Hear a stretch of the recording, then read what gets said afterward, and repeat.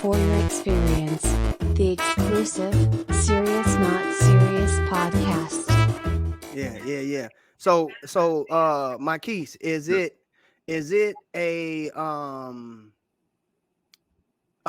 like what's one of the challenges that you run into when somebody comes to you for credit repair? Like if they actually coming to you, they didn't got the word of mouth or whatever the case may be. What is it? I'm gonna kind of go back as well, but this was a question that stood out to me. Like, what's a issue that you encounter when you dealing with people when they getting a credit repair? You know, as far as do they not want to give the information, or do they, you know, what type of complaints do they have, or you know, what are some things that type of feedback you get that's kind of like a headache for you sometimes? That's a good question.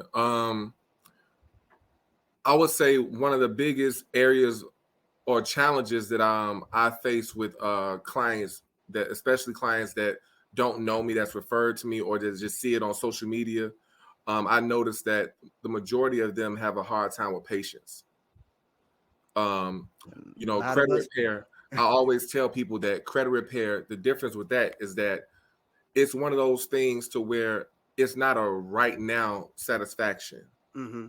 You know, when you can go, I can't have no 700 tomorrow. Like, you know what I'm saying? People can go and say, "Oh my God, I just spent $1,000 to go get these Beyonce tickets," but they know they're going to see Beyonce. You know what I'm saying? You can, they want that instant gratification. Yeah. With credit repair, it's like you're gonna have to pay this up front.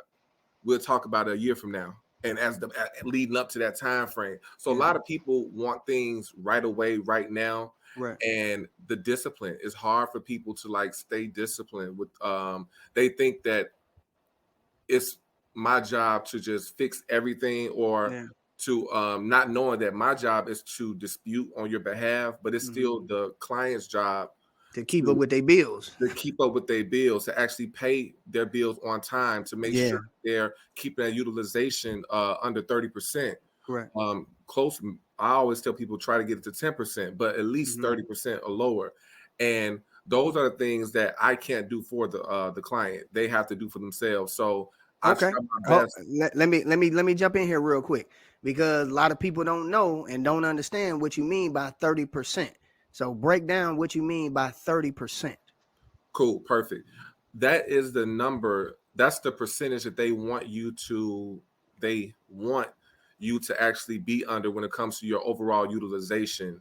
35% of your credit score is actually due to utilization. So when I say 30%, that means that if you have a $1,000 credit card, you should at no time be keeping a balance over $300. Okay. And that's hard for people to comprehend, because you get a $1,000 card, you think you got to spend the whole thing, and technically you can spend it. Yeah. I tell people all the time, you can spend it, but just try to make sure that by the time the reporting and closing date comes, it's at least under that 30%, so that it won't negatively affect your credit score. Yeah. Okay. Yeah. So that's what I mean when I say keeping it at 30% utilization. Okay. Yeah. Okay. And now, what if they get, like, I guess if they got multiple credit cards, or like, what if you get like a car note and you got $16,000, or, you know, do it work different with that? I guess. Yeah, that works different, because an installment loan is way different than the actual like revolving line of credit. Okay. So it's the same thing like having a home loan.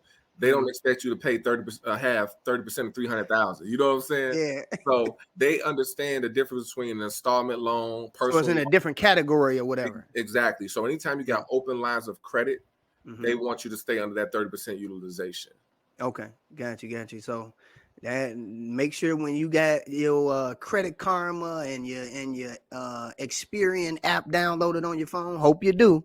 When you got it on your phone, it actually tells you the percentage that you had as far as your utilization. So make sure that y'all paying attention to that. If you don't got Credit Karma, if you don't got Experian downloaded on your phone, you definitely need to get that downloaded ASAP and everything. Most definitely. The exclusive Serious Not Serious podcast.